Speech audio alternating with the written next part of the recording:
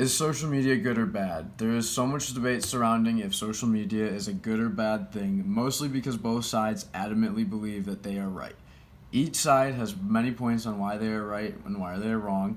On the good side, it's because of it helps with communication and building relationships and strengthens social media skills and social skills we use on our day-to-day basis. And the bad side says it's because of things like dependency and addiction and negative side effects.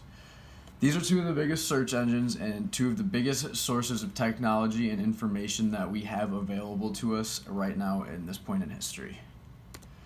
Twitter and YouTube are two of the biggest social media platforms out there today. And some people don't think of YouTube as a social media platform, but it is just because of all the commenting, people posting their own videos, doing that stuff. And Twitter is obviously just one of the most important ones because of how many people use it and how large of a following the app has. So social media, on the bad side, they always say social media gets in our head and it causes us to be sad. And it has all these bad negative side effects, but there has never once been a proven link between depression and social media, just the way we use it. So with addiction and dependency, we tend to think of things like nicotine with the cigarette or drugs and stuff like that, where people have a hard time quitting something. And there has been links with media dependency theory, but there's been no proof that it is as addictive or as dependent causing as drugs and nicotine. So that's where it comes to say no to drugs and not social media. Drugs are not good, and social media can't even be compared to that. Everybody gets in, like, it's in everybody's head. Everybody has everything in their head before they go. It's not social media that's creating all this negative energy. Social media is a reflection of your own thoughts and everything that you do and what you think and what you like. So it's not creating new bad things, it's just using what's already there. There is a lot more positives to social media than negatives. No matter how you look at it, social media has so many good aspects, and people just tend to focus on the few bads and say they outweigh all the goods, which tends to not be true.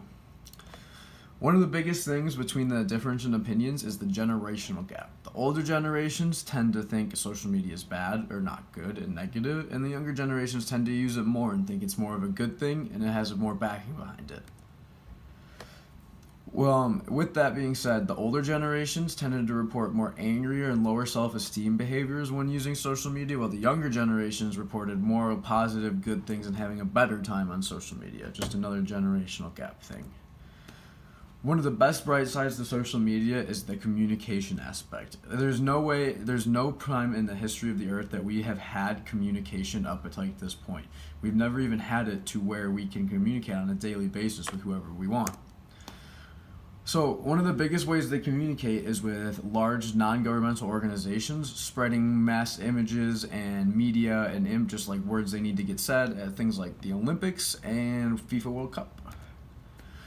One of the biggest issues we've had with these companies, though, and large non-government companies, is fake news. And we saw a lot of that in the last presidential election with Trump versus Hillary, with the highest numbers of fake news being reported in the history of the world. But another positive to the communication is a study done by Keating showed that families he used a study using Facebook, and families that were going downhill and on a poorer track used this study and Facebook and grew closer together. The best theory that describes what is wrong with social media is media dependency theory, and that basically states that if an individual likes something and gets self-fulfillment out of it, they are more likely to use that said thing in excess. That's a pretty basic one. The next one that describes social media to me the most is social misuse theory, and it basically says that social media itself is a good thing, and we just use it bad, and the way we use it that turns it into a negative thing and a not good thing. We are doing it wrong. There is no way that, it's not a right or wrong way to use it necessarily, but in the negative way that we do use it right now, social media is shaken as a bad thing, and there is reason behind that. With all this information and everything to take into account, there's really no way that you can just pick one side. It's almost impossible because there's things with addiction and dependency, but with all this good communication, it's hard to pick one side, and that's why so many people, even in the popular academic articles, were just split right down the middle, and they had no way to just choose if it was good or bad or right or wrong. And that's why I also say that social media is not only good or not only bad, but a little bit of both.